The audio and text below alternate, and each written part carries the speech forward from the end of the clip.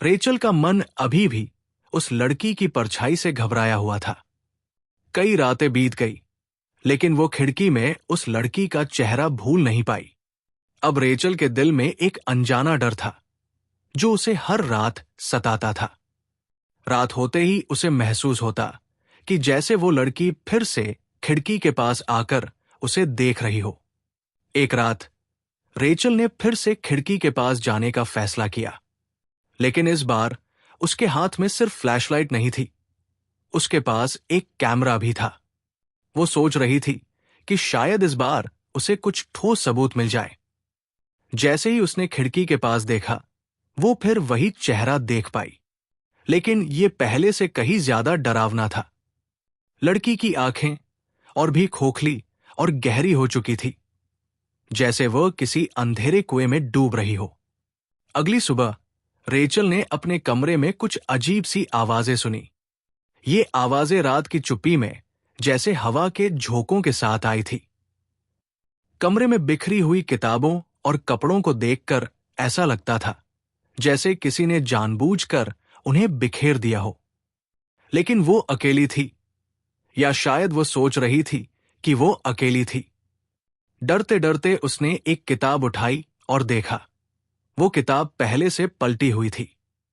उसके पन्ने पर कुछ लिखा था जो पहले नहीं था, मुझे बचाओ। रेचल कांपते हुए कमरे से बाहर निकली।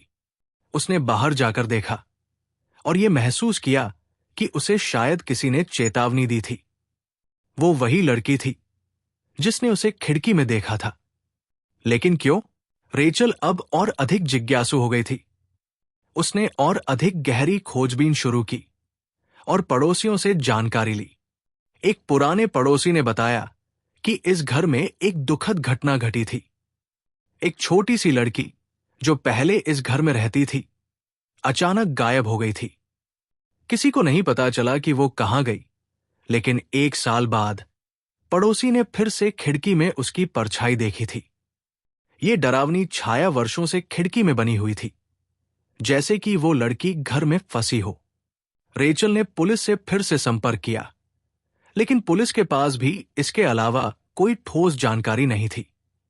हालांकि एक पुलिस अधिकारी ने उसे चेतावनी दी थी, कभी कभी जो कुछ हम देखते हैं वो सच नहीं होता, पर जो हमें महसूस होता है वो सच हो सकता है।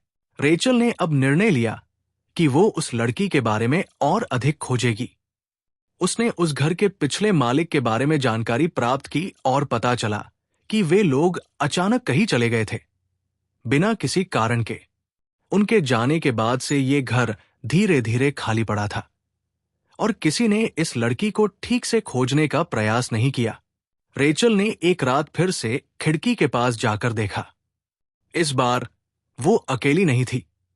उसने महसूस किया कि वो लड़की अब खिड़की से बाहर झांक रही थी, जैसे वो रेचल से कुछ कहना चाहती हो।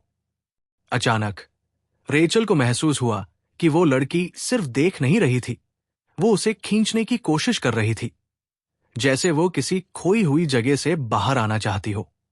रेचल की दुनिया पूरी तरह से बदल चुकी थी। उसने महसूस किया कि वो लड़की सच में मर चुकी थी, लेकिन उसकी आत्मा इस घर में बंधी हुई थी। ये घर अब एक सच्चे भूतिया स्थान में बदल चुका था और रेचल को समझ में आ गया कि वो शायद कभी भी इस घर से बाहर नहीं जा पाएगी, क्योंकि उस लड़की की आत्मा अब उसे पकड़ने आई थी। आखिरकार रेचल ने घर छोड़ने का फैसला किया, लेकिन जाने से पहले उसने खिड़की से एक आखिरी बार देखा। लड़की फिर से खिड़की में खड़ी थी, अपनी खोखली आंखों के साथ। रेचल ने धीरे धीरे कदम पीछे हटाए और उस घर से बाहर निकल आई, लेकिन वो जानती थी कि उस घर की खौफनाक यादें हमेशा उसके साथ रहेंगी।